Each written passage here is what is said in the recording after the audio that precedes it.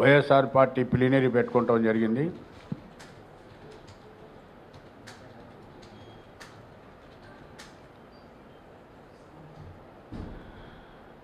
మీరు చూశారో లేదో, అదొక సైకోల సమాహారంగా కేవలం జగన్మోహన్ రెడ్డి గారు సూచనల మేరకే ఎవరికి మైక్ ఇచ్చినా తెలుగుదేశం పార్టీని, తెలుగుదేశం పార్టీ అధినేతని తిట్టడానికి, విమర్శించడానికి పెట్టుకున్న కార్యక్రమంలాగా కనిపించింది. అన్ని విషయాలు, అన్ని కోణాల నుంచి మీడియా వాళ్ళు అబ్జర్వ్ చేయాల్సిన అవసరం ఉంది. రోజాతో బాహుబలి సినిమాలో ఫస్ట్ అండ్ సెకండ్ హీరో ఏ రకంగా ఉంటారు, విలన్లు ఏ రకంగా ఉంటారు, మా నాయకుడు హీరో అని కూడా రోజాతో చెప్పిస్తాం జరిగింది. నాకున్న రాజకీయ అనుభవంలో జగన్మోహన్ రెడ్డి ఎప్పుడు కూడా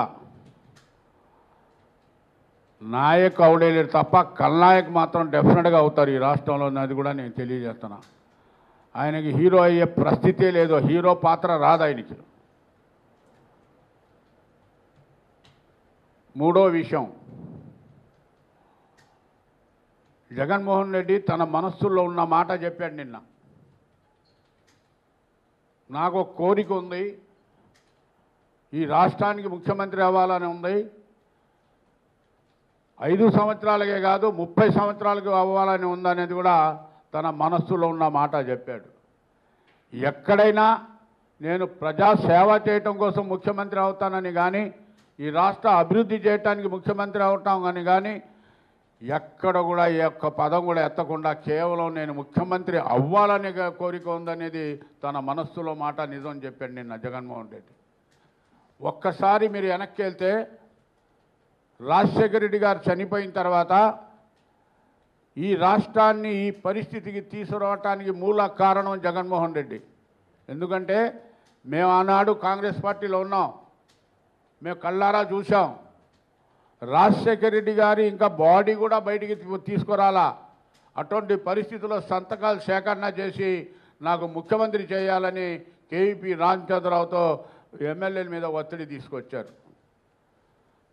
తర్వాత కొంత గ్యాప్ అయినాక సోనియా గాంధీ గారు కానీ అక్కడ ఉన్న సీనియర్ నాయకులు ఢిల్లీలో పిలిపించి, అయ్యా నువ్వు వచ్చే ఎన్నికల దాకా ఆగు, అప్పుడు దాకా కేంద్రంలో నీకు తీసుకుంటాం, ఇప్పటికిప్పుడు ఇస్తే ప్రజాస్వామ్య వ్యవస్థలో మంచిది కాదంటే వినకుండా ఇప్పుడే క్షణమే ముఖ్యమంత్రి కావాలని దీని మీద వేరే పార్టీ పెట్టి ఓదార్పు పేరుతో వెళ్ళాడు. మన సోనియా గాంధీ గారు తెలంగాణలో కానీ ఆంధ్రాలో కానీ ఎవరు చెప్పినా ఆమె గారు సంతకం పెట్టేది కాదు. తల కిందులైనా కేసీఆర్ సంతకం పెట్టేది కాదు. ఎప్పుడైతే జగన్మోహన్ రెడ్డి గారు కాంగ్రెస్ పార్టీని వీడ్చి ఓదార్పు పేరుతో ఆంధ్రాలో తిరిగేటప్పటికి అక్కడ ఉన్న కొంతమంది స్వార్థపరుల నాయకులు జగన్మోహన్ రెడ్డి ఆంధ్రాలో కాంగ్రెస్ పార్టీని వాష్ చేశాడు. ఇప్పటికైనా మనం తెలంగాణ వేరే చేస్తే తెలంగాణలో పట్టు ఉంటుందని ఆమె గారికి ఒప్పించి సంతకం పెట్టడం జరిగింది. ఈ రాష్ట్రం వేరే అవటానికి మూల కారణం ఎవరో కాదు, జగన్మోహన్ రెడ్డి గారే. ఇంకో విషయం మీకు తెలుసో తెలియదో చెప్తున్నా. నేను 1999లో నేను ఎమ్మెల్యే అయినాడు శాసనసభలో స్వయానా రాజశేఖర రెడ్డి గారే తెలంగాణకి సంబంధించిన 8-10 మంది ఎమ్మెల్యేలు దానికి నాయకత్వం వహించిన చెన్నారెడ్డి గారికి తెలంగాణలో కండువాలు వేసి ఢిల్లీకి పంపించింది కూడా రాజశేఖర రెడ్డి గారే. అసలు తెలంగాణ ప్రస్తావన వచ్చింది కూడా రాజశేఖర రెడ్డి గారే. రాజశేఖర రెడ్డి గారి ఆలోచన ఒకటే, తెలంగాణ వేరే అయిపోతే ఆంధ్ర రాష్ట్రం మీద పూర్తి పట్టు సంపాదిద్దామనే ఆలోచనతో తెలంగాణ కండువాలేసి చెన్నారెడ్డి నాయకత్వంలో ఆనాడు ఉన్న ఎమ్మెల్యేలని, తెలంగాణ ఎమ్మెల్యేని ఢిల్లీకి పంపించిన చరిత్ర కూడా రాజశేఖర రెడ్డి గారిదే. పదే పదే జగన్మోహన్ రెడ్డి వాళ్ళ నాయకులు అంటున్నారు 3 లక్షల పై చిల్లరి వాళ్ళ అవినీతి అని ఒక పుస్తకం వేశారు. చిన్న పిల్లోడిని అడిగినా ఇది అబద్ధం అని చెప్తాడు. ఈ రాష్ట్రం బడ్జెట్ ఎంత? ఈ రాష్ట్రం వేరే అయినాక ఎన్ని సంవత్సరాలు అయింది? ఇప్పుడు ఈ 3వ సంవత్సరం అవ్వబోతుంది. 1 లక్ష పై చిల్లర మా బడ్జెటు. దాంట్లో ప్లానింగ్ ఎంత, నాన్ ప్లానింగ్ ఎంత?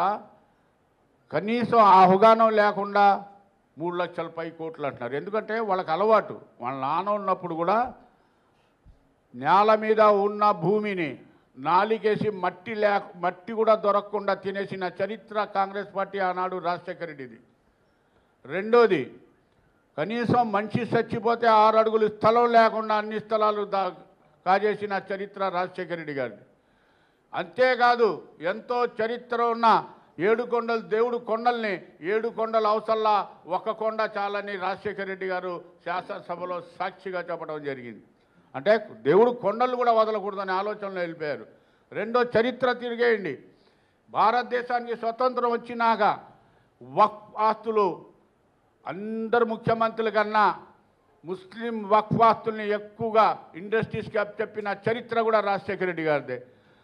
1400 ఎకరాలు పోస్ట్ లొకాలిటీలో హైదరాబాద్లో రాజగోపాల్తో చేతులు కలిపి ఇదే విజయసాయి రెడ్డి, ఇదే కేఈబి రామచంద్రరావు, ఇదే రాజశేఖర రెడ్డి గారు 1400 ఎకరాలు అమ్మటం జరిగింది. ఈనాటి వరకు కేసు జరుగుతుంది.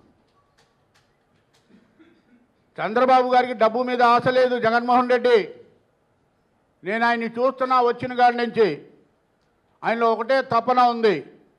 ఒకటే, నేను గతంలో పొరపాటు చేశా, కేవలం తెలంగాణలోనే హైదరాబాద్లో ఐటీలు తెచ్చా, ఇటు విశాఖపట్నంలో, విజయవాడలో మనం వాళ్ళ దగ్గర తీసుకురాలేకపోయా, దానికి ఆనాడు శాటిలైట్ లేకపోవటం వల్ల నేను ఇబ్బంది పడ్డా. ఈరోజు హైదరాబాద్ నగరాన్ని మరిపించాలి, నేను కష్టపడాలి, 10 సంవత్సరాలు ఈ రాష్ట్రాన్ని తీర్చిదిద్దాలనే తపన, మంచి పేరు సంపాదించుకోవాలనే తపన చంద్రబాబు గారికి ఉంది తప్ప నీలాగా స్వార్థం పదే పదే ముఖ్యమంత్రి ఏమన్నా గరుడియా? ఏమన్నా బొమ్మల ఆట ఇది? అసలు పాదయాత్ర నీకెందుకండి? నువ్వు నా సీనియర్వా? దేశానికి స్వతంత్ర సమరయోధుడా? నువ్వు గతంలో చేసావు కదా, ఏ సందు వదలేవు నువ్వు? ఓదార్పు యాత్ర పేరుతో అన్ని గ్రామాలు వెళ్ళావు, అన్ని ఊళ్ళకి వెళ్ళావు. మళ్ళీ ఇప్పుడు పాదయాత్ర ఎందుకు? ఎవడో సలహాదారు చెప్పాడంట, ఈయన బయలుదేరుతాడంట. దేనికి పాదయాత్ర? పాదయాత్ర చేయాలంటే నీకు రాజకీయ అనుభవం ఉండాలి, సీనియారిటీ ఉండాలి, పోనీ నువ్వు ఏమైనా త్యాగాలు చేసి ఉండాలి. ఓదార్పు పేరుతో వెళ్ళి 1 రూపాయి ఇవ్వకుండా సమయం దండగా నష్టపోయిన వాళ్ళది, రోడ్ల మీద పబ్లిక్ ఇబ్బంది, నానా అవస్థలు పడ్డాం. కొన్ని ఎవరికైనా సహాయం చేశావా? నిన్న మీరు చూసారో లేదో, మైనార్టీల పట్ల ఏదో పెద్ద ప్రేమ ఉందని ఓట్లు తీసుకున్నారు. తెలుగుదేశం పార్టీ బీజేపీతో కుమ్మకై మతతత్వ పార్టీతో ఉందని ఎన్నికల్లో ప్రచారం చేశారు. నువ్వు చేసిన పని ఏంటి? మళ్ళీ రాజకీయ మలుపు చెప్తున్నారు. దళితులు కాళ్ళు పట్టుకుంటే తప్పే. దళితులు కాళ్ళు పట్టుకుంటే మేము హర్షిస్తాం, మేము నెత్తి మీద ఎక్కించుకోమంటాం. కానీ ఆ వ్యక్తి, దేశానికి ప్రెసిడెంట్ అయ్యే వ్యక్తి స్వయాన్న ఆయన నోట్తో ఈ దేశంలో ముస్లింలు, క్రైస్తవులు, ఎస్సీలు ఉండే హక్కు లేదని చెప్పాడు ఆయన. ఇంకో మాట కూడా చెప్పాడు ఆయన. ఈ ఏదైతే శివసేన, బజరంగ్ దళ్, ఆర్ఎస్ఎస్కి సభ్యత్వం ఉన్న వ్యక్తి అయినా నువ్వు గౌరవించుకో, సపోర్ట్ చేసుకో, మేమేం బాధపడం. కాళ్ళు పట్టుకున్నాం. నువ్వు పట్టుకుంది కాక నీ పక్కన ఉన్న విజయసాయి రెడ్డిని కూడా వంగరా అన్నాడు. ఆయన వంగి కాళ్ళు పట్టుకున్నాడు. నీ స్వార్థం కోసం రాజకీయాలు ఏ రకంగా మాట్లాడుతున్నావు, రకరకాలుగా ఏ రకంగా తిప్పుతున్నావు అర్థం చేసుకోండి. మొన్న ఏమన్నాడు ప్రెస్ మీకు 3 నెలల క్రితం, స్పెషల్ స్టేటస్ రాపోతే నా పార్లమెంట్ సభ్యుల్ని రాజీనామా చేస్తాను అన్నాడు. మడమ తప్పను, మాట తప్పను. మడమ తిప్పాడు, మాట తిప్పాడు. రాజీనామా చేయించు.